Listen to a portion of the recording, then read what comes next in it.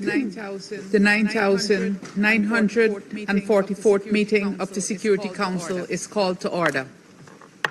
The provisional agenda for this meeting is non-proliferation. The agenda is in accordance with Rule 37 of the Council's Provisional Rules of Procedure. I invite the representatives of Germany, the Islamic Republic of Iran, and Israel to participate in this meeting. It is so decided. In accordance with Rule 39 of the Council's Provisional Rules, I invite the following briefers to participate in this meeting. Ms. Rosemary DiCarlo, Under Secretary General for Political and Peace-Building Affairs, and His Excellency Mr. Stavros Lambrinidis, Head of the Delegation of the European Union to the United Nations. It is so decided. The Security Council will now begin its consideration of item 2 of the agenda. I wish to draw the attention of Council members to document S/2025/335, a letter dated 28th of May 2025, Council, acting in the absence of a facilitator for the implementation of Resolution 2231, addressed to the President of the Security Council, and document S/2025-397, the 19th report of the Secretary General on the implementation of Security Council Resolution 2231. At this meeting, the Council will hear briefings by Ms. Rosemary DiCarlo, His Excellency Mr. Stavros Lambrinidis, and Ambassador Samuel Zbogar, Permanent Representative of Slovenia, in his capacity as Security Council Resolution 2231. I now give the floor to Ms. Rosemary DiCarlo. Madam President, thank you for the opportunity to brief the Council on the Joint Comprehensive Plan of Action and the implementation of Resolution 2231. As the Secretary General noted in his latest report, with less than 4 months left until the termination of its provisions, the objectives of Resolution 2231 and those of the JCPOA have yet to be fully realized. This is regrettable. The JCPOA was adopted in 2015 to ensure that the Islamic Republic of Iran's nuclear program would be exclusively peaceful. It included sanctions relief, nuclear program restrictions, and monitoring and verification. The JCPOA has faced many challenges since its inception, including the withdrawal of the United States from the agreement in 2018 and Iran's withdrawal from some of its commitments, as outlined in the plan. Still, over the last few months, JCPOA participants increased their efforts to identify a way forward for full implementation of the plan. In addition, Iran and the United States engaged in 5 rounds of bilateral talks facilitated by Oman. Regrettably, these initiatives produced a way forward to ensuring the peaceful nature of Iran's nuclear program. The military escalation between Israel and Iran since 13 June and United States airstrikes on Iran's nuclear facilities on 21 June complicated prospects for achieving full implementation of Resolution 2231. Iran strikes yesterday in a base in Qatar, an action which the Secretary General condemned, further exacerbated insecurity in an already tense region. Madam President, earlier today, the Secretary General welcomed the announcement by the United States, in coordination with Qatar, of a ceasefire agreement between Israel and Iran, and urged them to respect it fully. This is a significant achievement that potentially pulls Iran, Israel, and the region back from the brink. The people of Iran and Israel have already suffered too much. According to the Iranian Ministry of Health, since the start of the conflict, at least 606 people have been killed, with 107 killed in the past 24 hours and 5,332 injured. According to Israeli authorities, 28 people were killed and 1,472 were injured during the conflict. Madam President, in its quarterly report of 31 May 2025, the International Atomic Energy Agency observed that the significantly increased production and accumulation of highly enriched uranium by the Islamic Republic of Iran was of serious concern. The IAEA reiterated that its verification and monitoring activities related to the JCPOA have been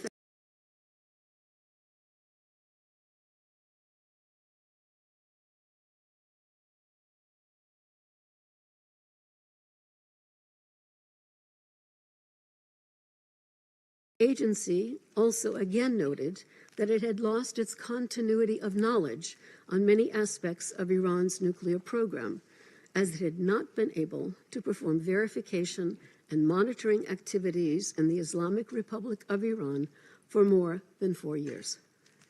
In addition, the IAEA noted it was unable to verify the total stockpile of enriched uranium in the country and had not done so since February 2021. During the reporting period, the Secretary General received several communications from JCPOA participants. On 17 March, the permanent representatives of China, the Islamic Republic of Iran, and the Russian Federation shared a joint statement adopted at their meeting of 14 March in Beijing, in which they stressed the importance of Resolution 2231, including its timeframes. In a separate letter received the same day, the permanent representative of China shared a proposal for the settlement of the Iranian nuclear issue, highlighting the JCPOA as the basis for a new consensus and cooperation through dialogue and a step-by-step and reciprocal approach. In letters received on 9, 11, and 12 June, the permanent representatives of France, Germany, the United Kingdom, the Islamic Republic of Iran, and the Russian Federation shared their different views regarding the causes of the impasse in the implementation of Resolution 2231. Despite their diverging outlooks, all 5 member states reiterated the importance of negotiations and reaffirmed their commitment to finding a diplomatic solution. Madam President, I'll now turn to the restrictive measures set out in Annex B to Resolution 2231. The only measures that remain in effect pertain to nuclear activities and transfers. Those measures will remain in place until 18 October 2025, unless decided otherwise by the Council. The Secretariat received no allegations of violations of these provisions during the reporting period. Moreover, no new proposals have been submitted in the procurement channel in the last 6 months of the reporting cycle. The Security Council, however, received 8 notifications regarding the nuclear-related restrictive measures for certain activities consistent with the JCPOA. Madam President, at the heart of this conflict is the nature of Iran's nuclear program. Following the deadly clashes of the past 12 days, the ceasefire agreement is an opportunity to avoid a catastrophic escalation and achieve a peaceful resolution of the Iran nuclear issue. Diplomacy, dialogue, and verification remain the best option to ensure the exclusively peaceful nature of Iran's nuclear program and to bring about concrete economic benefits to the people of Iran. As the Secretary General said earlier today, the United Nations stands ready to support all efforts that advance peace, dialogue, and stability in the region. And finally, Madam President, the Secretariat will continue to support the implementation of 2231 until the termination date of 18 October. I'd like to take this opportunity to thank His Excellency Samuel Zbogar of Slovenia for his leadership as Security Council facilitator for the implementation of the resolution. I also thank the coordinator of the Procurement Working Group of the Joint Commissioner for our continued cooperation. Thank you, Madam President. I thank Ms. DiCarlo for her briefing. I now give the floor to His Excellency Mr. Stavros Lambrinidis. Thank you, Madam President. It is an honor to have the opportunity to address the Council on behalf of the High Representative of the European Union for Foreign Affairs and Security Policy, Ms. Kaja Kallas, in her capacity as coordinator of the Joint Commission of the Joint Comprehensive Plan of Action. I would also like to thank Secretary General Antonio Guterres and the Secretariat for their work related to the implementation of Resolution 2231, as well as Slovenia as the facilitator of Resolution 2231. We take note of the 19th report of the Secretary General on the implementation of Resolution 2231. This session takes place under most serious circumstances, with a dangerous cycle of escalation following military action against nuclear-related sites in Iran. In view of this, the UN Secretary General on Sunday stated in this Council that there is a growing risk that this conflict could rapidly get out of control, with catastrophic consequences for civilians, the region and the world. We welcome the announced ceasefire and urge all sides to effectively implement it. The High Representative is engaged and has been following very closely the situation in the Middle East and reiterates the EU's strong commitment to regional security, including the security of the State of Israel, and the call on all sides to abide by international law, show restraint, and refrain from taking further steps which could lead to serious consequences, such as potential radioactive release. Madam President, ensuring that Iran does not acquire or develop a nuclear weapon remains a key security priority for the European Union. IAEA DG Grossi at the end of May reported on the further expansion of enrichment capacity and operation, as well as on a sharp increase in the production of 60% enriched uranium, close to military levels. Iran was already far away from its JCPOA commitments. Iran chose to continue the dramatic expansion of its program at an alarming pace, going beyond what is plausibly necessary for a civilian program. In the special session of the IAEA Board of Governors on 23 June, DG Grossi raised the need to account for the stockpile of highly enriched uranium following the events of the last days. Moreover, it has been more than 4 years that the agency has not been able to perform all JCPOA-related monitoring activities and has therefore lost the continuity of knowledge as regards several key components of the nuclear program of Iran. We continue to recognize that Iran has faced and continues facing very serious negative economic consequences following the US's withdrawal from the JCPOA and the reimposition of previously lifted US unilateral sanctions. The US has also gradually imposed additional sanctions linked to the nuclear program. Many efforts have been made to preserve the JCPOA, notably when the High Representative put forward a compromise text, laying down the necessary steps needed for the US to return to the JCPOA and for Iran to resume the full implementation of its commitments. These efforts did not lead to the expected results, and we are now in the current situation. Madam President, in 4 months from now, the Security Council will no longer be seized of the Iran nuclear issue under Resolution 2231, and we urgently need to come back to a diplomatic solution. Let us be clear in what will be the last session in this format under UNSCR 2231. A lasting solution to the Iranian nuclear issue can only be through a negotiated deal, not military action. A fully functioning nuclear deal will be conducive to the stabilization of the whole region. Last Friday, as part of an intense diplomatic engagement, EU High Representative Kallas, together with the foreign ministers of France, Germany, and the United Kingdom, met with the Iranian foreign minister in Geneva. They reiterated the long-standing concerns about Iran's expansion of its nuclear program, and they discussed avenues towards a negotiated solution. The matter can only be addressed in a sustainable manner with the adequate involvement of the international community. Moreover, the IAEA is and should remain the sole impartial and independent international organization to monitor and verify the implementation of Iran's nuclear non-proliferation commitments. Diplomacy, Madam President, must prevail.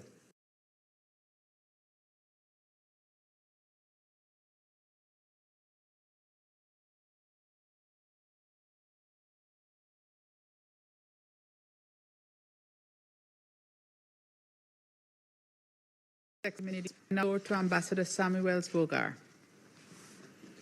Thank you, Madam President. I'm speaking in my capacities as the Security Council's appointed facilitator for the implementation of Resolution 2231. The 90th Facilitator's Report was agreed by Council members on 20th June 2025. I would like to thank all Council members for their cooperation and constructive engagement in this process, and for their willingness to seek consensus and compromise in preparing the report. As this is Slovenia's first report as facilitator since taking up the role on 29 May 2025, I'm especially grateful for everyone's kind support and the extra flexibility shown due to resulting time constraints. The report provides a factual account of the activities related to the 2231 format of the Security Council, which took place from 14 December 2024 to 23 June 2025. It includes several subsections, namely the summaries of activities, monitoring the implementation of the resolution, relevant communications, key aspects of the workings of the procurement channel, as well as transparency, outreach, and guidance. You may refer to the report for details, but I wish to mention the following key aspects. First, one meeting of the Council in the 2231 format was held during this reporting period. The meeting was held on 23 June 2025, and representatives of the Security Council discussed the findings and recommendations contained in the 90th report of the Secretary General on the implementation of Resolution 2231 prior to its public release. Under-Secretary General Di Carlo has already referred to this report in her statement. Second, during the reporting period, a total of 19 notes were circulated within the 2231 format. In addition, a total of 10 official communications were sent to Member States and the coordinator of the Procurement Working Group of the Joint Commission, and a total of 10 communications from Member States and the coordinator were received. Among the communications circulated were the two regular quarterly reports issued by the International Atomic Energy Agency in February and May 2025. The key aspects of these agency reports are duly reflected in my report. The IAEA plays an important role in the verification and monitoring of nuclear activities in the Islamic Republic of Iran, as requested under Resolution 2231. The IAEA's work provides confidence for the international community that the nuclear program of the Islamic Republic of Iran is for exclusively peaceful purposes, in accordance with the modalities set out in the JCPOA. The reports of Director General play a significant role in this regard. Thirdly, I report that no new proposals were submitted to the Security Council through the procurement channel during the reporting period. The procurement channel represents a key transparency and confidence-building mechanism under the JCPOA. It remains operational, and the Procurement Working Group stands ready to review proposals. Madam President, we are approaching the termination day of Resolution 2231 in October, and this may be the last report in this framework. I reiterate that the Joint Comprehensive Plan of Action as endorsed by this Council through Resolution 2231, has been the best available option to ensure that the Iranian nuclear program remains exclusively peaceful. The 2231 format is obviously facing a challenging environment, and the situation in the region is unfolding, as exemplified also by numerous letters submitted to the Security Council President in the last couple of weeks. I firmly believe, however, that through dialogue and multilateralism, we can make the utmost effort in ensuring that the plan and Resolution 2231 are implemented effectively, promoting mutual trust and cooperation. In this regard, we hope for diplomatic efforts to find a way forward. Madam President, finally, I would like to state that as facilitator, I will do my utmost to support the implementation of Resolution 2231 and the JCPOA, which underpins it. My team and myself will continue to work closely with all Council members in an impartial and transparent manner to meet our shared responsibility. I look forward to further strengthening our dialogue and cooperation for the remainder of our mandate. Thank you. I thank Ambassador Bogar for his briefing. I will now give the floor to those Council members who wish to make statements. I give the floor to the representative of the United States. Thank you, Madam President. And thank you, Undersecretary General Rosemary DiCarlo and Ambassador Stavros Lambrinidis for your briefings. As we reflect today on the conclusions of the Secretary General's final report on the implementation of Resolution 2231, Iran continues to openly violate its UN obligations. Tehran has sustained its provision of arms to the Houthis in Yemen and Hezbollah in Lebanon, both in violation of UN Security Council resolutions. Moreover, Iran did not comply with relevant 2231 provisions when they were in place, as evidenced by hundreds of drones it transferred to Russia in 2022 for use in attacks against Ukraine. Iran's failure to uphold its non-proliferation obligations has prolonged conflicts and perpetuated instability across the Middle East and beyond for many years. The International Atomic Energy Agency's most recent report on verification and monitoring in Iran, in light of UN Security Council Resolution 2231, demonstrates plainly that Iran continued to accelerate its nuclear activities without any credible civilian justification. On June 12th, the IAEA Board of Governors found Iran in non-compliance for its many failures to uphold obligatory nuclear safeguards. It is regrettable that certain members of this Council have opted to turn a blind eye to, if not encourage, Iranian non-compliance. The United States will not turn a blind eye to Iran's non-compliance and ongoing threat to regional stability. Madam President, President Trump has clearly reiterated that it is time for Iran to make peace. Despite the President's continuous good faith efforts to negotiate and resolve these issues diplomatically, Iran's leaders stonewalled and ultimately refused to agree to a deal that would have prevented them from ever obtaining a nuclear weapon. On June 21st, a U.S. precision operation effectively fulfilled our narrow objective to degrade Iran's capacity to produce a nuclear weapon. These strikes, in accordance with the inherent right to self-defense, collective self-defense, consistent with the UN Charter, aimed to mitigate the threat posed by Iran to Israel, the region, and to more broadly international peace and security. Following this historic operation, President Trump immediately coordinated a ceasefire between Israel and Iran. Madam President, in this critical moment, we must all urge Iran to seize this opportunity for peace and prosperity and abide by its international obligations. I thank you. I thank the representative of the United States for her statement, and I give the floor to the representative of Slovenia. Madam President, thank you. I wish to thank the Undersecretary General DiCarlo for her briefing and also for nice words addressed to me and my team as facilitators of the implementation of the 2231 resolution. And I want to thank also the representative of the European Union for his insights.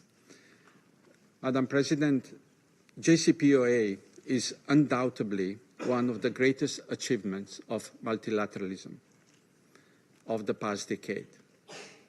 A unified position amongst the key actors was a decisive factor. It brought about a robust regime that comprehensively addressed a pressing international security issue. Regrettably, it suffered its share of tough trials and setbacks in recent years. To our regret, the US withdrew from it, and Iran gradually made several steps away from its JCPOA commitments. Slovenia remains deeply concerned by the continued alarming expansion of Iran's nuclear program. The re-establishment of Iranian constructive engagement with the IAEA is key and will help Iran to regain the international community's confidence about its nuclear activities. We have consistently condemned Iran's unacceptable disregard for its non-proliferation obligations, including the IAEA Safeguard Agreement. Slovenia has zero tolerance for nuclear proliferation. However, Slovenia has also zero tolerance for attacks against nuclear infrastructure anywhere. Madam President, the Iran nuclear file is on a decidedly wrong path, and we urgently need a change of pace. We welcome the announcement of a ceasefire, which is an important step towards restoring stability in the region. We join the calls to both parties to respect it. Madam President, this is potentially the last regular Council meeting about the implementation of JCPOA and Resolution 2231. It seems like an era is coming to a close, and it is uncertain what the ensuing era will bring. The latest developments in the region add the unpredictability and raise questions about the future of not only Iran, but the whole region and the nuclear non-proliferation architecture. One thing is certain, though. As October and the Termination Day are approaching, it is important to recall that JCPOA's objectives remain valid. We need diplomacy, and we need it now. Thank you, Madam President. I thank the representative of Slovenia for his statement, and I give the floor now to the representative of Sierra Leone. Thank you, Madam President. Madam President, I thank Under-Secretary General Rosemary DiCarlo for a valuable briefing. And I also thank the European Union Head of Delegation to the United Nations, His Excellency Stavros Lambrinis, and Ambassador Samuel Zboga, the United Nations Security Council facilitator for the implementation of Resolution 2231, for their important remarks and valuable contributions. We welcome the Secretary General's report, which reaffirms that diplomacy remains the best and indeed the only viable path for addressing concerns relating to Iran's nuclear program and regional security. We are deeply concerned by the report of Iran's decision to enrich uranium beyond research-grade thresholds in contravention of its obligations under Article 3 of the NPT. Such enrichment risks eroding confidence in the exclusively peaceful nature of Iran's nuclear activities and raises legitimate questions regarding compliance with the safeguards commitment. These concerns, we insist, must be addressed within the NPT framework and in full compliance with international law, including the Charter of the United Nations. We call on Iran to restore full transparency by reinstalling all IAEA monitoring equipment, concluding the additional protocol without delay, continuing cooperation with the IAEA, and granting the agency unhindered access to all nuclear facilities. Security Council Resolution 2231 remains the principal non-proliferation framework for Iran. Its provisions regarding nuclear-related transfers, verification measures, and the procurement channel will sunset on 18 October 2025. A failure to achieve measurable progress by that date will weaken the Council's authority undermine the global non-proliferation architecture, and erode confidence in the NPT three pillars: non-proliferation, disarmament, and a peaceful use of nuclear energy. Sierra Leone reaffirms its unwavering support for the IAEA's verification mandate and underscores the imperative of protecting safeguarded nuclear facilities. Safeguarded nuclear installations serve exclusively peaceful purposes and must remain inviolable. International humanitarian law obliges all parties to refrain from attacks on such facilities, the destruction of which could release hazardous materials with devastating consequences for civilians and the environment. Should further strikes occur on safeguarded nuclear facilities, this Council must be prepared to act decisively in the discharge of its primary responsibility to maintain international peace and security. Madam President, Sierra Leone commends the JCPOA coordinators' continued effort to engage all participants, including the United States, in pursuit of full implementation of the plan. We welcome the 4 new notifications under Annex P of Resolution 2231, which reflect ongoing legitimate nuclear cooperation. We call on all states to safeguard the integrity of the procurement channel and to refrain from any actions that might undermine JCPOA commitment or jeopardize the diplomatic momentum vital to non-proliferation efforts. To advance Resolution 2231, strengthen the NPT, and avert further escalation, Sierra Leone proposes the following 5 points as a roadmap.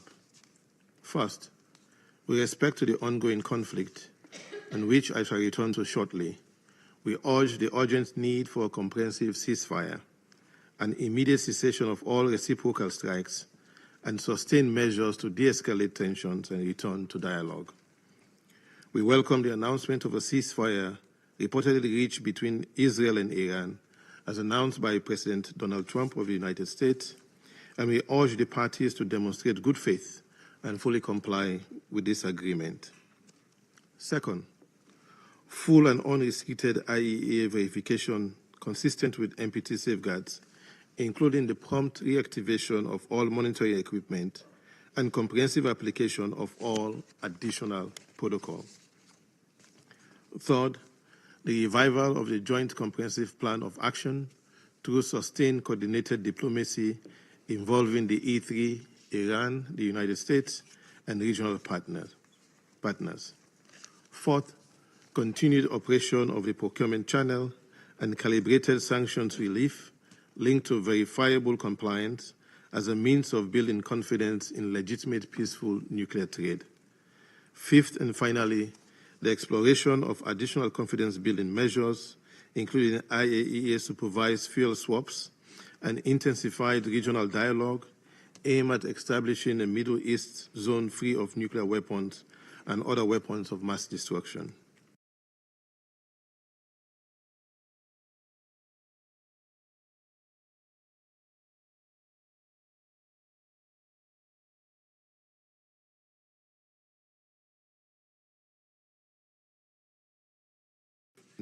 Relation has gravely undermined diplomatic efforts essential to diffusing this crisis.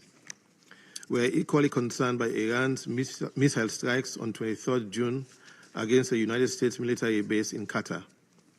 While Qatar's air defenses successfully intercepted the missiles as reported and prevented casualties, these attacks triggered regional airspace closures and heightened instability. Such actions could imperil diplomatic channels and risk drawing additional actors into a broader regional conflict. We continue to reiterate the centrality of Article 2.4 of the UN Charter and stress that no reliance on Article 51 can justify violations of this fundamental prohibition on the use of force. On this International Day of Women in Diplomacy, we join in echoing the Secretary General's call to, and I quote, "give peace a chance," end of quote, through an immediate ceasefire, de-escalation, sustained diplomacy, and the urgent resumption of negotiations. In closing, Madam President, Sierra Leone underscores the imperative of upholding the UN Charter in good faith, particularly Articles 2, 25, and 103, which enshrine the primacy of peaceful dispute resolution and the binding nature of Council's decision. In this regard, with the sunset of Resolution 2231 looming on 18 October 2025, the clock is ticking. Member States must now rise to the challenge and demonstrate the statecraft demanded by their Charter's obligation. This moment must be seized to reinforce the global non-proliferation regime, advance disarmament, facilitate peaceful nuclear cooperation, and reaffirm our collective commitment under the NPT. The alternative is simply unthinkable. I thank you. I thank the representative of Sierra Leone for his statement, and I give the floor to the representative of Somalia. Thank you, Madam President. At the outset, we would like to thank Under-Secretary General DiCarlo and Ambassador Zogbar and Lambridis for their briefings. We appreciate their continuing efforts to support the implementation of Resolution 2231 of 2015 and the Joint Comprehensive Plan of Action, JCPOA. We take note of the Secretary General's 19th report on the implementation of Resolution 2231 of 2015 and the Joint Commission's report on the status of the Procurement Working Group decisions. Madam President, Resolution 2231 and the Joint Comprehensive Plan of Action represent significant achievements of multilateral diplomacy, and we continue to view them as vital pillars for regional and international peace and security. We note with concern the findings of the Secretary General's 19th report and the facilitator's 6-month report, which highlight the ongoing challenges facing the full implementation of the JCPOA. This briefing takes place in a deeply dangerous context, where recent developments have shifted focus away from diplomatic efforts to address the Iranian nuclear program. The evolving geopolitical landscape in the Middle East underscores the critical importance of Resolution 2231 in preventing further escalation and weapons of mass destruction proliferation in the region. Madam President, Somalia welcomes the recent ceasefire between Israel and Iran and urge all parties to fully respect and abide by it. This development is a positive step towards reducing tensions in the region and demonstrates the potential for diplomacy even in challenging circumstances. Our delegation encourages all stakeholders to exercise maximum restraint and to avoid actions that could further escalate tensions.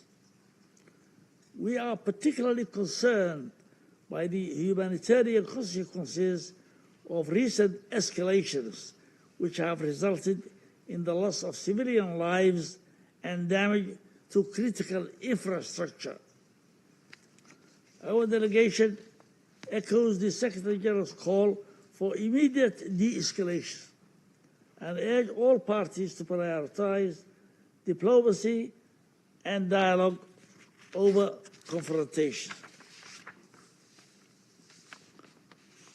Somalia acknowledges the divergent perspectives among Council members and the JCPOA participants regarding the causes of the current impasse. We believe that mutual respect, patience, and a genuine commitment to dialogue are essential to overcoming these differences. The international community must remain united in its support for the peaceful resolution of disputes and the preservation of the non-proliferation regime.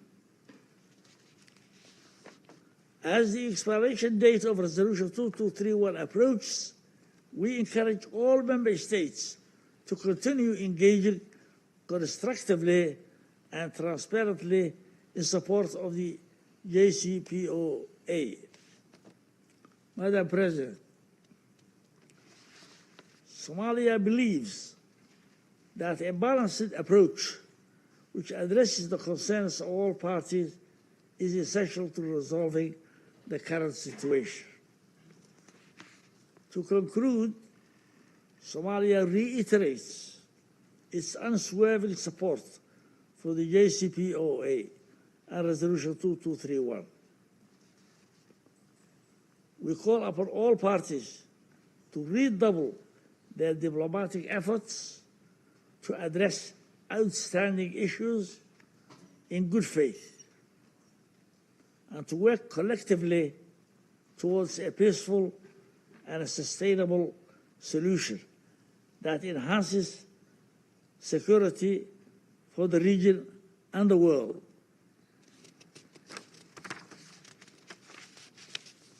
Thank you. I thank you, Madam. I thank the representative of Somalia for his statement, and I give the floor now to the representative of the Republic of Korea. Thank you, Madam President. I extend my gratitude to USG Rosemary DiCarlo and Ambassador Lambrinidis for their briefings. I also appreciate the permanent representative of Slovenia for his role as the new facilitator. At the outset, the Republic of Korea truly welcomes the announced ceasefire between Iran and Israel. We commend the parties concerned for exercising restraint and choosing the path of de-escalation at a perilous moment when conflicts could have further escalated. As the Secretary General has rightly pointed out in this chamber, the core issue underlying this conflict is the nuclear question. And a significant trust gap has long existed with respect to Iran's nuclear program. Our shared concerns on Iran's nuclear program and outstanding NPT safeguards issues remain unaddressed. The latest IAEA reports have indicated Iran's continuous and rapid expansion of its uranium enrichment activities, and the IAEA Director General's comprehensive assessment has concluded that the agency is not in a position to verify that Iran's nuclear program is exclusively peaceful. Consequently, the IAEA Board of Governors adopted a resolution on Iran's outstanding safeguard issues. Madam President, as a result of this persistent trust gap, which Iran has long dismissed and failed to properly address, we have witnessed a military conflict unfold over the past 12 days, which has been a source of grave concern for us. We now find ourselves entering a new phase. Nevertheless, we note that even after the ceasefire, the limited availability of relevant information is causing considerable uncertainty. This uncertainty makes it challenging to accurately assess the situation on the ground and to consider the appropriate path forward. And precisely because of such uncertainties, our objective as embodied in Resolution 2231 remains unchanged. We have consistently worked to ensure the exclusively peaceful nature of Iran's nuclear activities. To this end, it is critical that the IAEA's monitoring and verification activities continue without hindrance. As a first step, we therefore expect Iran to fully guarantee the IAEA's unhindered access in the aftermath of the ceasefire. This will also enable the agency to promptly resume its monitoring and verification activities in Iran in accordance with its mandate on nuclear safety, security, and safeguards. Madam President, While the Iranian nuclear issue remains unresolved, we note with concern that Security Council Resolution 2231 is set to expire this October. Without further action, the Council's direct mandate on the Iranian nuclear file will lapse.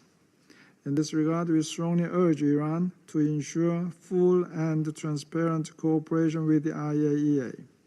The Republic of Korea fully supports the agency's pivotal role in this important process. Based on the IAEA's reliable information, we trust that the Council will be able to make an informed and responsible decision. Thank you. I thank the representative of the Republic of Korea for his statement, and I give the floor to the representative of France. Merci, Madame la Présidente. Tout d'abord, je remercie le secrétariat, Madame la secrétaire générale adjointe pour les affaires politiques, Rosemary Di Carlo, Monsieur le délégué de l'Union européenne, l'ambassadeur Stavros Lambrinidis, ainsi que notre collègue, le représentant permanent de Slovénie, facilitateur chargé de promouvoir l'application de la résolution 2231, pour les exposer. Ils nous ont rappelé la gravité de la séquence que nous venons de vivre, ainsi que la gravité des problèmes que pose la façon dont l'Iran conduit son programme nucléaire depuis des années. Madame la Présidente, tout d'abord, la France salue l'annonce par le président des États-Unis d'un cessez-le-feu entre Israël et l'Iran.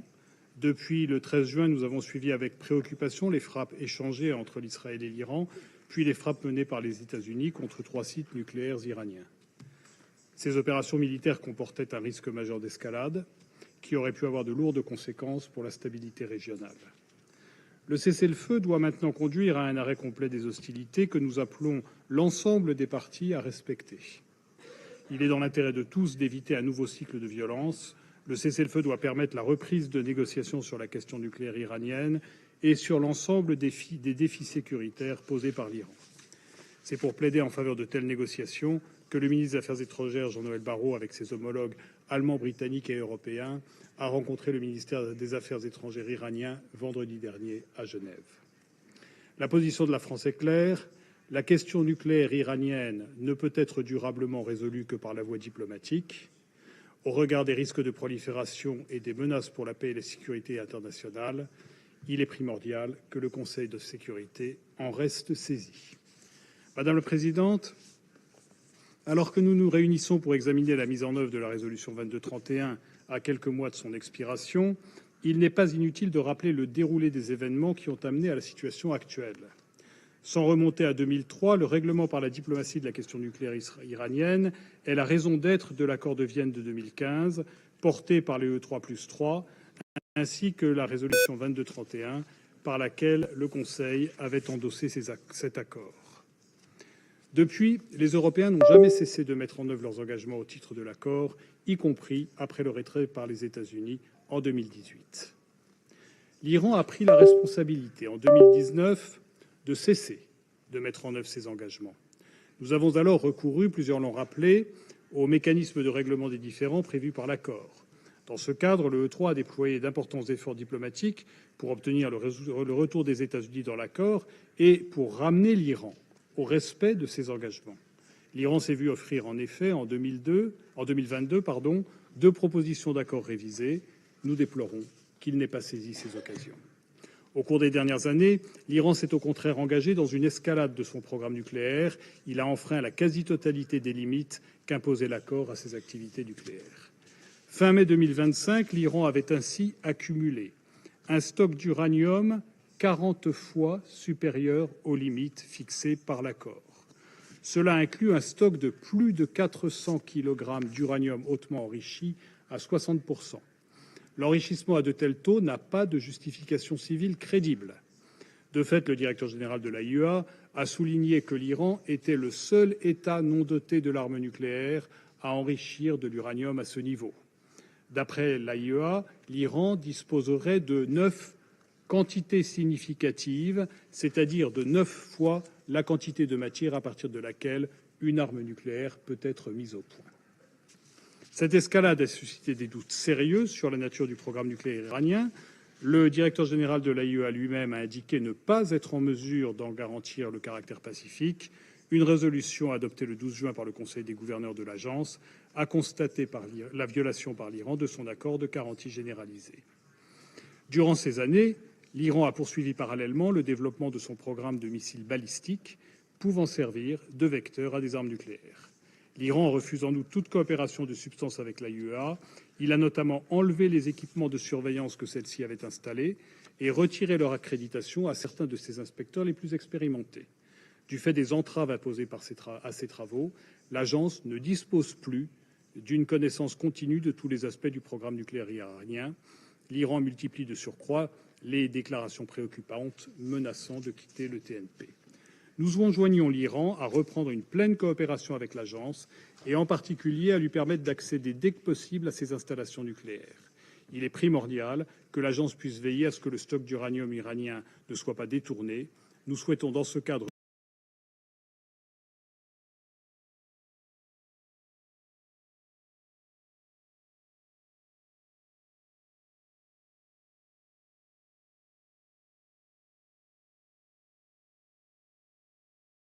et l'intégrité du régime de non-prolifération. À ce titre, la question nucléaire iranienne continue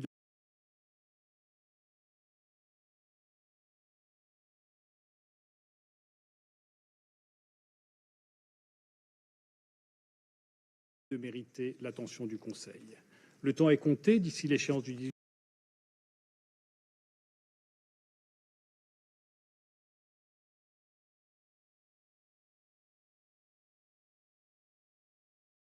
octobre 2025 définie par la résolution 2231. Nous attendons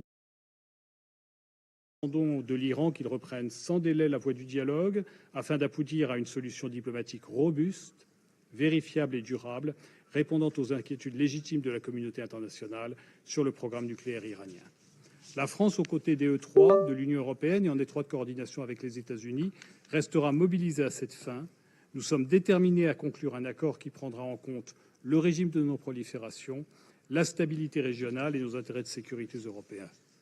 La France et ses partenaires E3 demeurent prêts à mobiliser le levier établi par la résolution 2231, celui du snapback, si un accord satisfaisant n'était pas trouvé d'ici l'été.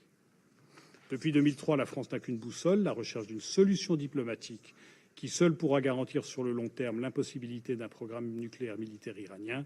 Elle reste plus que jamais notre priorité. Je vous remercie.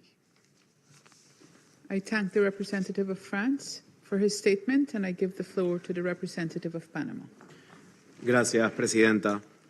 Saludamos y agradecemos a la Secretaria General Adjunta de Asuntos Políticos y de la Consolidación de la Paz, la señora Rosemary DiCarlo, al representante del coordinador de la Comisión Conjunta y jefe de la Delegación de la Unión Europea ante Naciones Unidas, Su Excelencia Stavros Lambrinidis, y al facilitador sobre la implementación de la Resolución 2231 del Consejo de Seguridad, embajador Samuel Svoboda. Recibimos con interés y esperanza el anuncio de intenciones para un alto al fuego entre Israel e Irán. Consideramos que esa posibilidad representaría una oportunidad valiosa para reducir las tensiones y abrir un espacio para el diálogo y la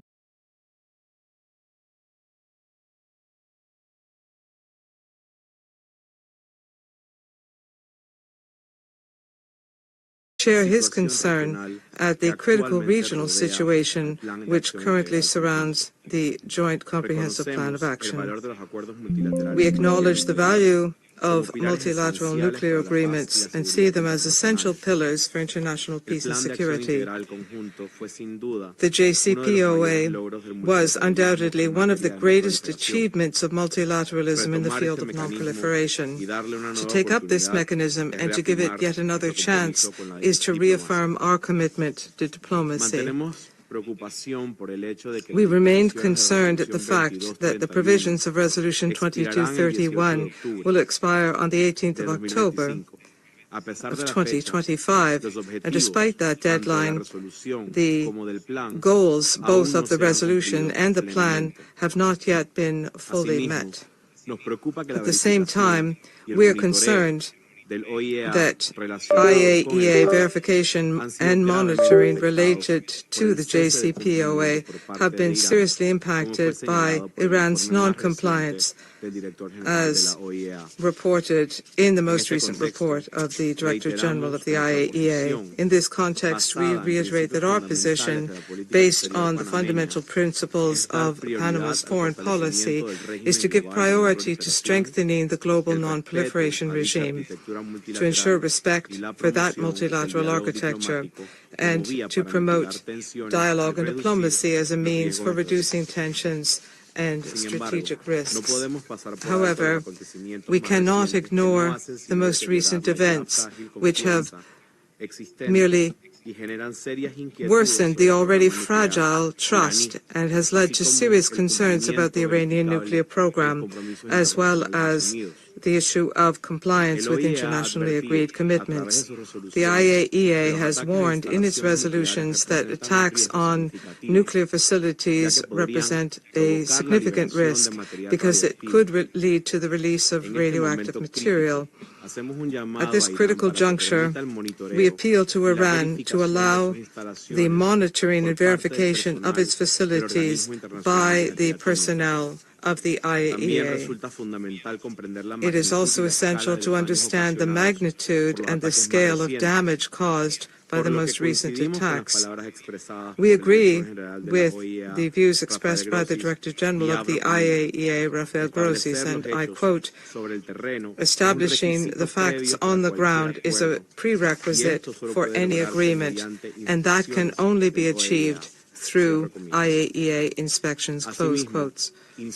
At the same time, we urge Iran to comply fully with its commitments under the Nuclear Non-Proliferation Treaty, as well as the Safeguards Agreement and the provisions of Resolution 2231 by this Council, particularly given the possibility that enriched uranium has been moved without due IAEA supervision. We cannot allow a weakening in the non-proliferation architecture.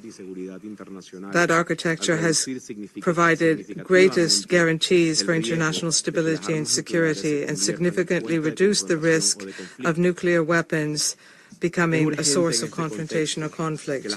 In this context, it is urgent for the parties to resume negotiations and to make full use of the Joint Comprehensive Plan of Action, Resolution 2231 of this Security Council, as well as of bilateral mechanisms established to make progress towards regional and global stability and security. Thank you. I thank the representative of Panama for his statement, and I give the floor to the representative of Algeria. Madam President, I thank USG Di Carlo and Ambassadors Zbogar and Lambrinidis for their comprehensive briefings. The Council convenes today on the implementation of Resolution 2231 of 2015, which endorsed the Joint Comprehensive Plan of Action on Iran's nuclear program. And this is our briefing on the implementation of this resolution, which expires on October this year. Needless to stress that this meeting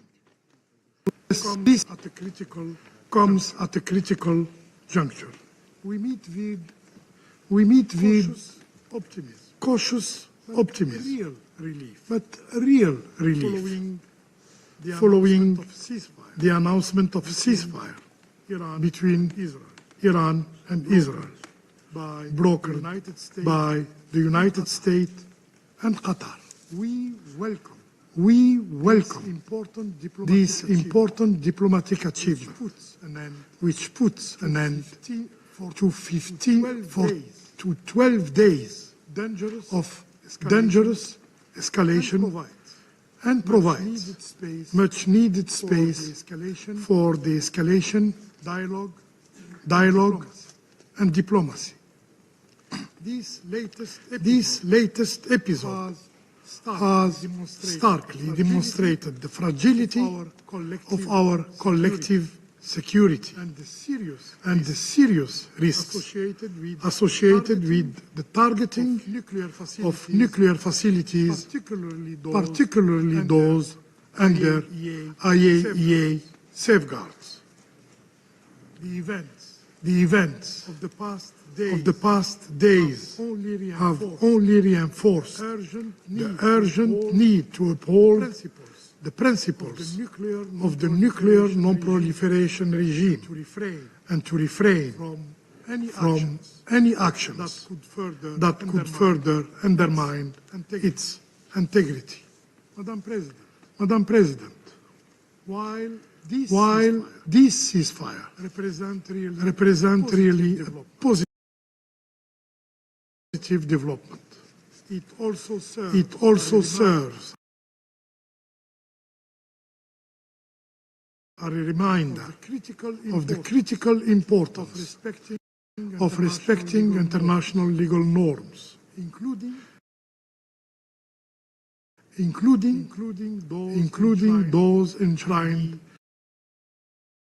in the IAEA safeguard system. These safeguards are central to ensuring that nuclear energy is used exclusively for peaceful purposes. In this regard, the importance in this regard, we reiterate the importance of the full and balanced implementation of the JCPOA by all parties. Should I add including its provisions related to the lifting of sanctions. It remains a key component and offers a practical framework for addressing concerns related to Iran's nuclear program through dialogue, transparency, and verification. As the Secretary General of the United Nations stated in his report, diplomacy remains the best and only way to address concerns regarding Iran's nuclear program and regional security issues. About the regional security issues, may I underscore the urgency of establishing a zone free of nuclear weapons and all other weapons of mass destruction in the Middle East. Such a zone would represent a major step forward for regional and international peace and security. In this context, we recall Security Council Resolution 487, which called on Israel to place its nuclear installation under IAEA safeguards more than 4 decades later. This call remain ignored, unanswered, and fulfilled. Madam President, to conclude, the announced ceasefire provides a valuable opportunity to reinforce the norms that underpin the global non-proliferation regime without selectivity, without double standard. Algeria stands ready to work with all partners to uphold international law and to strengthen the integrity of the global non-proliferation regime, a cornerstone of our shared security. I thank you. Thank the representative of Algeria for his statement, and I give the floor to the representative of the Russian Federation. Madam President, we thank Mrs. Secretary General Rosemary DiCarlo and Security Council Facilitator for the implementation of Resolution 231, the Permanent Representative of Slovenia, Samuel Boger, and we also congratulate our Slovenian colleagues on the unanimous adoption of the 6-month report of the facilitator and count on their continued efforts to support the activities under the 2231 format until its scheduled conclusion in October 2025. We've listened to the head of delegation of the EU, Stavros Lambrinidis. Madam President, in the night of June 12th to 13th, member states of the parties to the NPT carried out unprovoked aggression, bringing the world to the brink of nuclear disaster. The Russian Federation strongly condemns the attacks on Iran, including its peaceful nuclear infrastructure, which is subject to IAEA safeguards. The actions of the U.S. and Israel directly violated the UN Charter, Security Council resolutions, including 487 and 2231, which we are discussing today, as well as the Charter of the IAEA and relevant resolutions of the IAEA General Conference. They constitute a direct and very dangerous challenge to the authority of the NPT, especially Iran's right guaranteed under Article 4 of the treaty to use nuclear energy for peaceful purposes, including uranium enrichment. And this was a major blow to the non-proliferation regime. And all of these actions were carried out by two states, one of which is a depositary of the NPT, while the other, for decades, has refused to accede to this crucial element of international security and has refused to subject its nuclear activities to IAEA safeguards.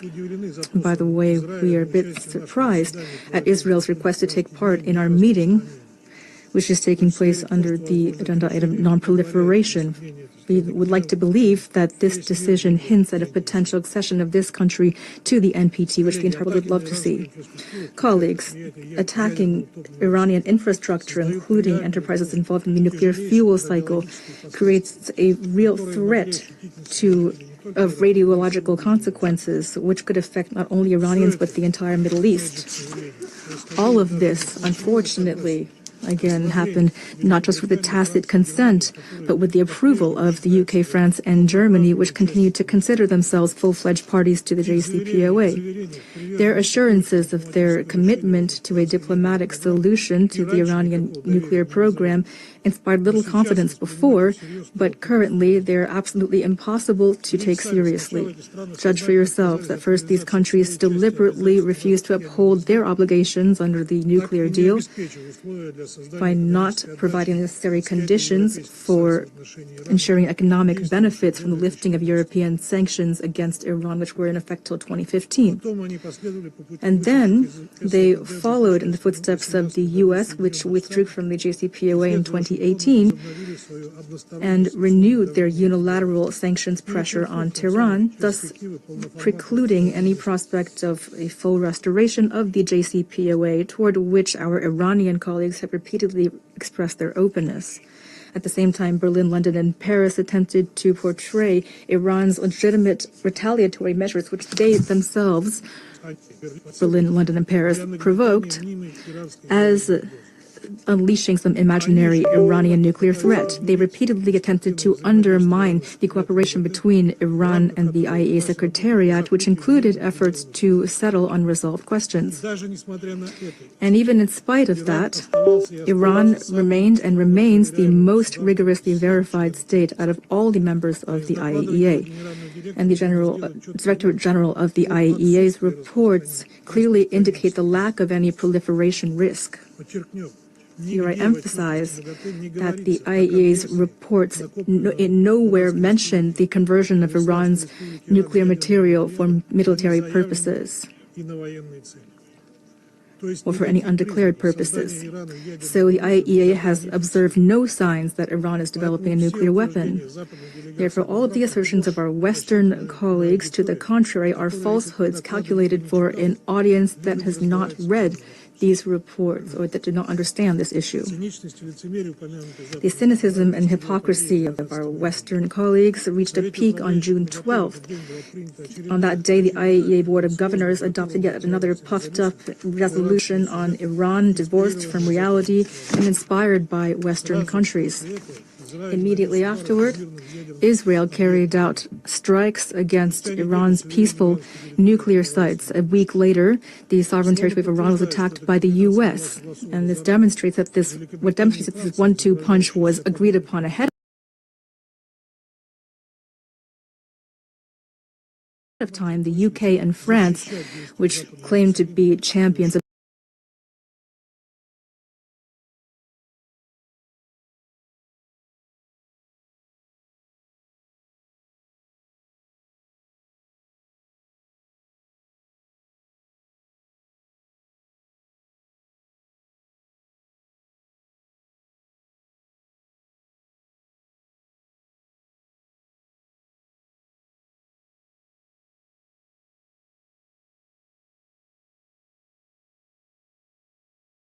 diplomacy.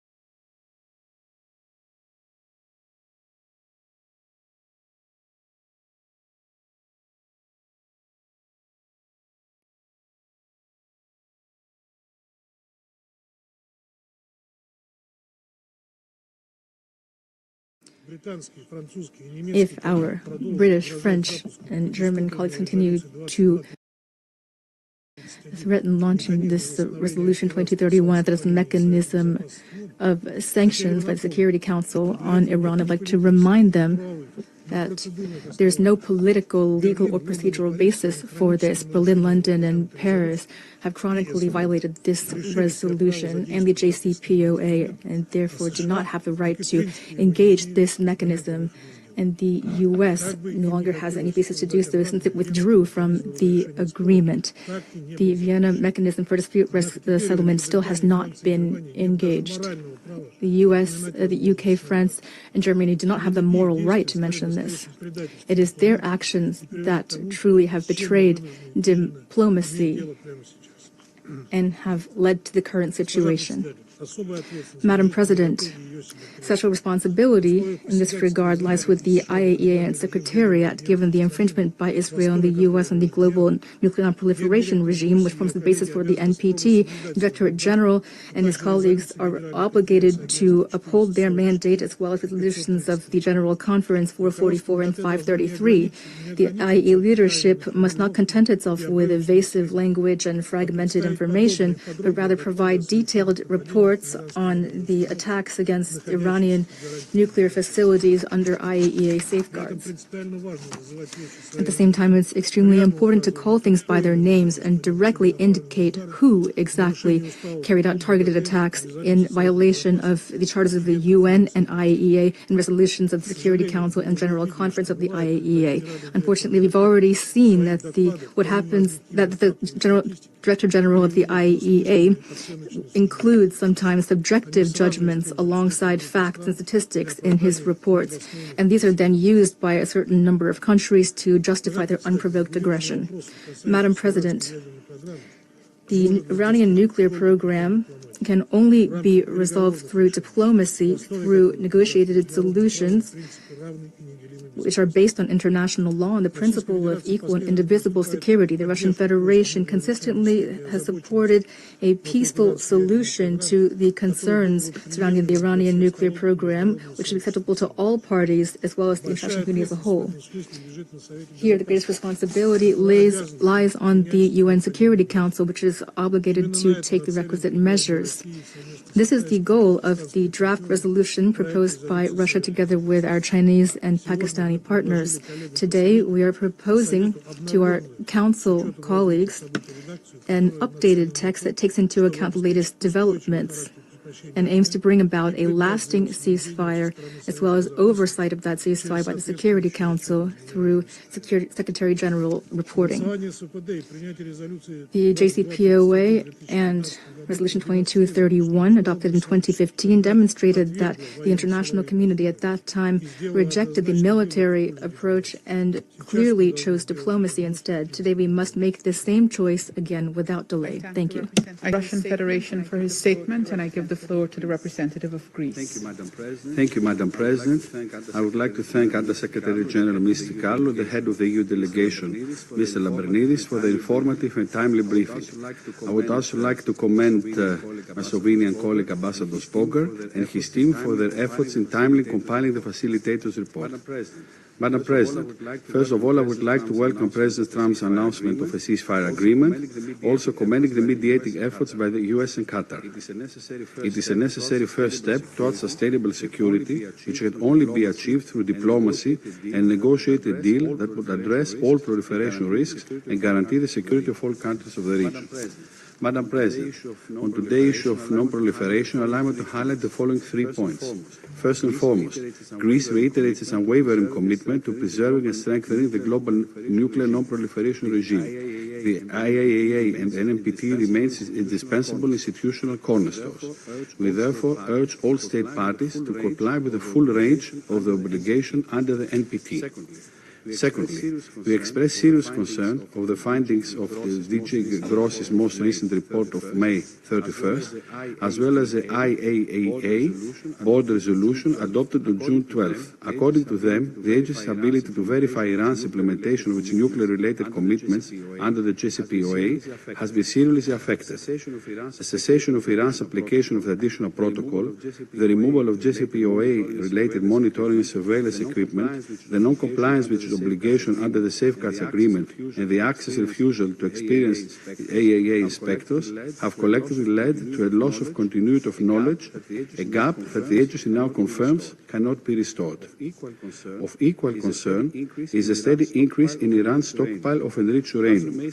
As of May 17, and since late February, Iran's total enriched uranium stockpile has been considerably increased and reached up to 60%. This is deeply alarming for a non-proliferation perspective, as there is no credible civilian use for uranium enriched to this level. We remain deeply concerned with the Director General's inability to provide assurances that Iran's nuclear program is exclusively peaceful.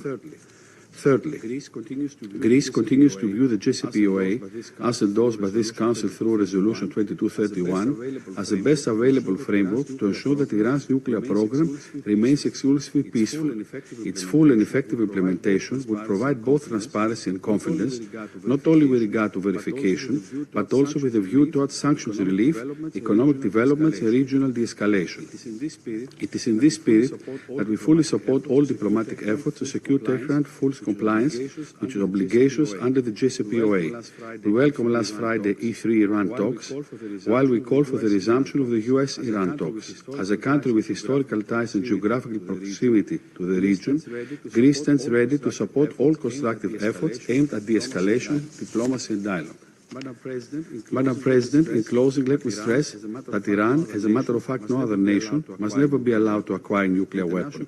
The international community cannot afford a major nuclear proliferation crisis. With the credibility of the global non-proliferation regime at stake, and with military escalation threatening the security and stability of the Middle East, the time has come for responsible action. We call on all parties to demonstrate political will, engage meaningfully and in good faith, and reaffirm the commitment to dialogue and diplomacy. As the events of the last day demonstrate, we are glad that even in these very difficult circumstances, the window of diplomacy has remained open, and there is now an opportunity for addressing through dialogue all concerns about the Iranian nuclear program. I thank you. Thank the representative of Greece for his statement, and I give the floor now to the representative of Denmark. And as others, I thank Undersecretary General Di Carlo, Ambassador Lambrinidis, and Ambassador Spoger for your briefings and updates. Madam President, the situation in the Middle East continues to evolve.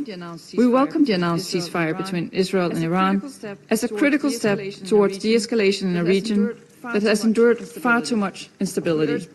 We urge both parties to adhere to it and to abide by the obligations under the UN Charter and international law. This moment must be seized. Not only to consolidate gains in regional security, but also to create the necessary space for renewed diplomatic engagement on the nuclear file. It is in the interest of all parties to pursue a negotiated solution, which is the only viable path to restore stability and lasting peace in the region.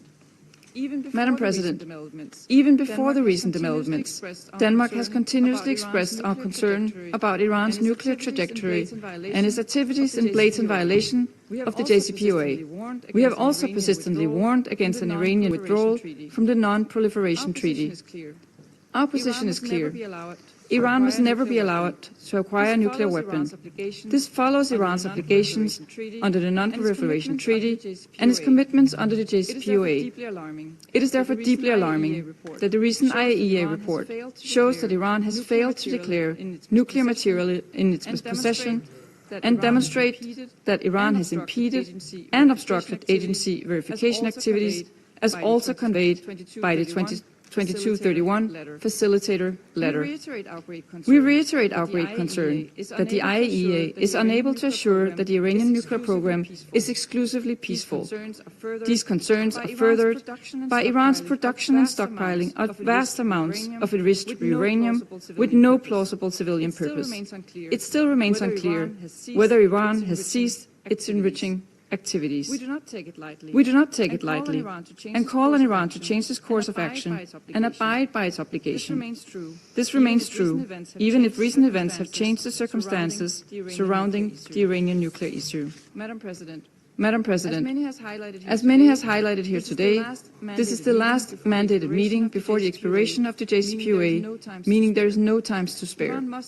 Iran must therefore engage seriously in negotiations with the international community, leading to an agreement which addresses all concerns related to its nuclear program. Securing an agreement on the nuclear issue has the potential to foster lasting stability in the Middle East. All efforts must be deployed to this end. The role of the IAEA's verification and monitoring of Iran's nuclear program remains imperative, also in the current situation.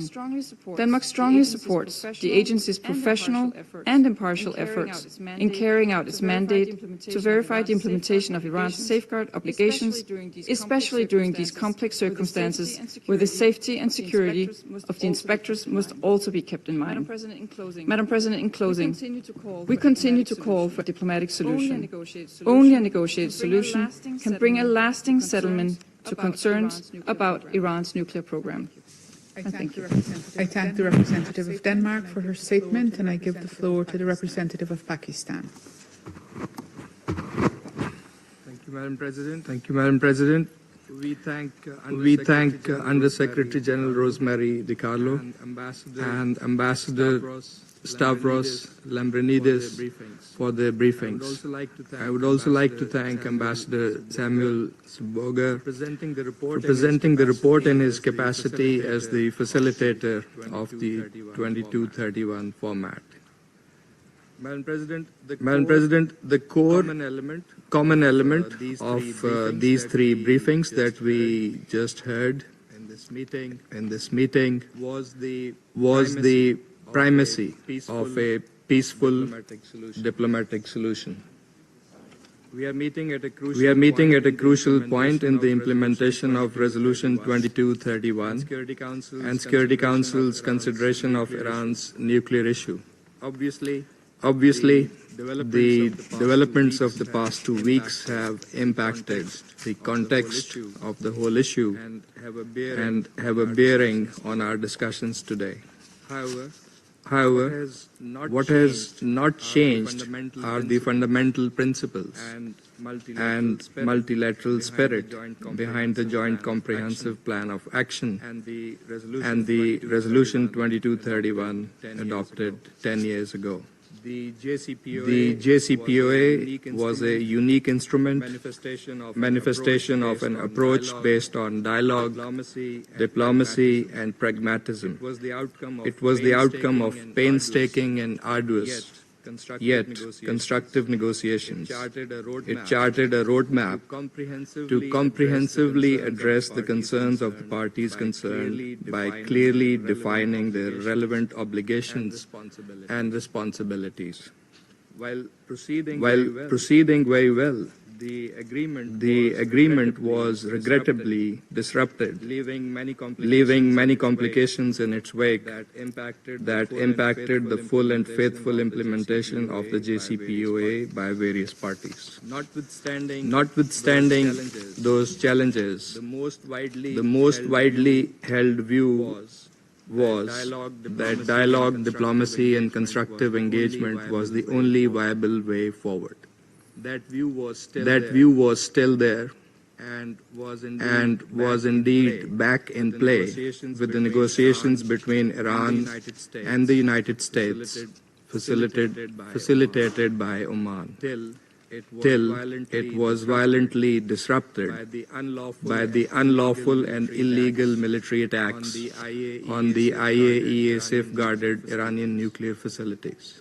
These military strikes also impeded the IAEA's crucial verification functions in Iran. Pakistan has expressed its clear position on these developments in this chamber and elsewhere over the past 2 weeks.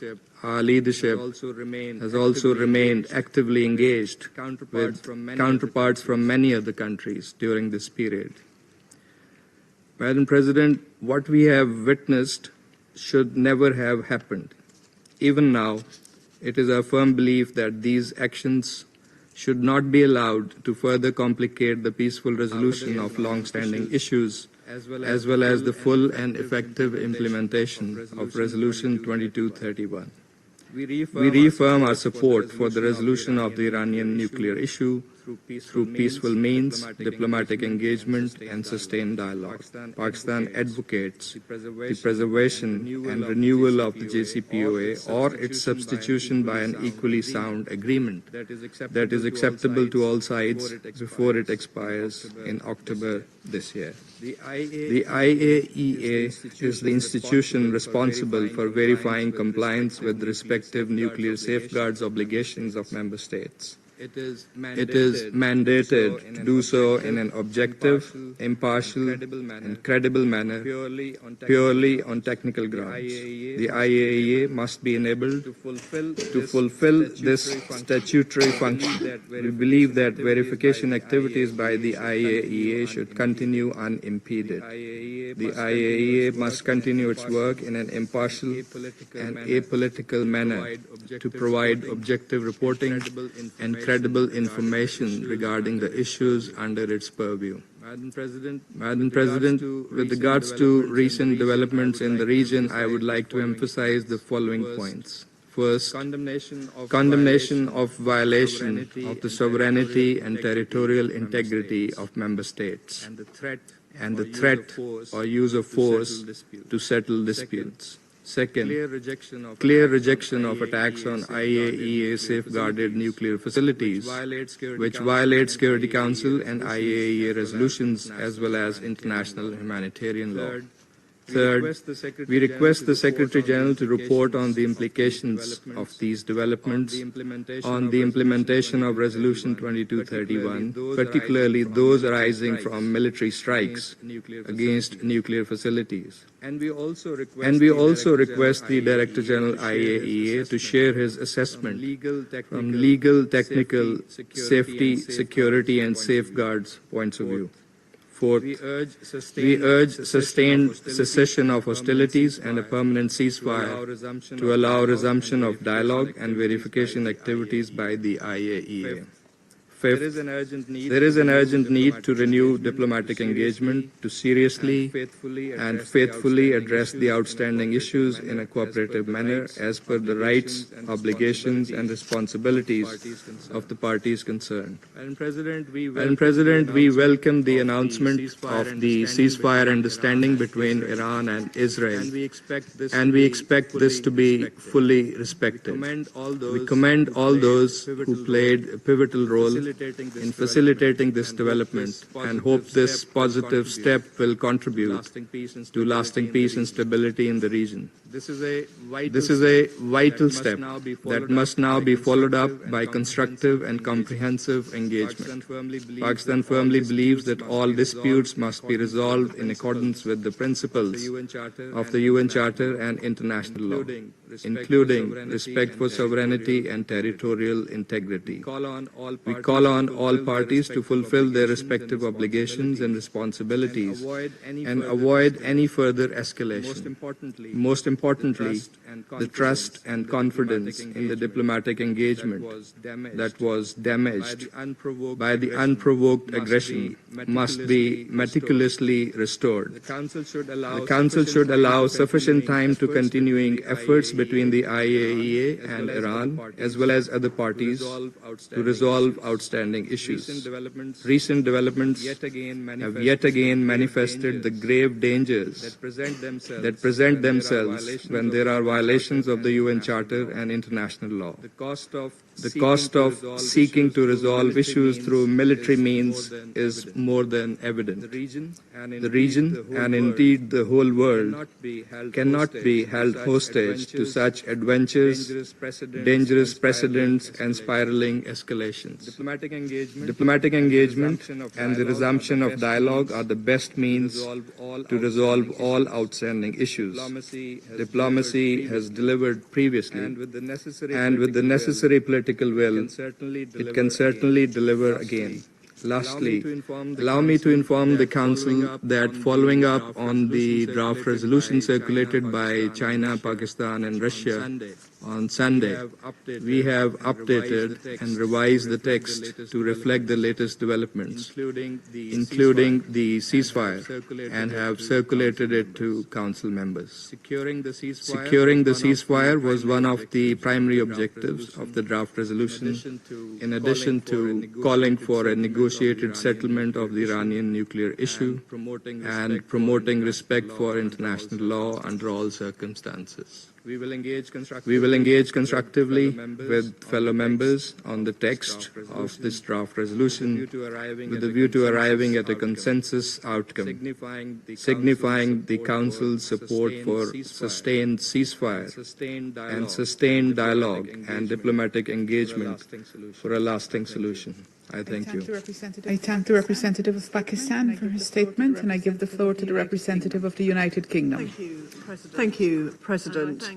And I thank Under-Secretary General Di Carlo, Ambassador Lambrinidis, and Ambassador Zboga for your briefings. Let me start by welcoming the announcement by President Trump of a ceasefire between Israel and Iran. But the situation remains extremely fragile. We call on all sides to respect the ceasefire in full. Our priority remains stability in the Middle East, and we are clear that restarting this conflict is in no one's interest. Now is the time for a return to diplomacy. We, along with our partners, are clear that only diplomacy can achieve a durable solution to the Iranian nuclear threat. We urge Iran to take this opportunity to engage in negotiations now. It is critical that Iran does not miss this window for diplomacy.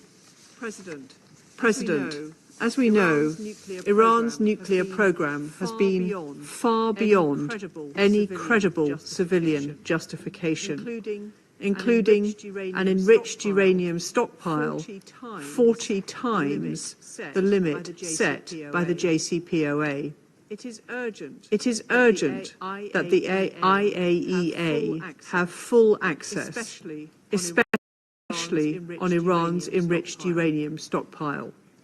We have been clear that Iran cannot develop or acquire a nuclear weapon. The UK, alongside our E3 partners, stands ready to support efforts towards a negotiated solution. We will use all diplomatic levers at our disposal to support a negotiated outcome and ensure Iran does not develop a nuclear weapon. President, Finally, we commend the IAEA and the Director General for their vital work, including under the mandate of UN Security Council Resolution 2231. They have displayed professionalism and impartiality, and they have our full support. We urge Iran to cooperate with the IAEA in the interests of both safety and diplomacy. Colleagues, we urge all parties to urgently pursue a deal that establishes international confidence long-term that Iran's nuclear program is exclusively peaceful. This ceasefire is the first step towards that. I thank you. I thank the representative of the United Kingdom for her statement, and I give the floor now to the representative of China. President,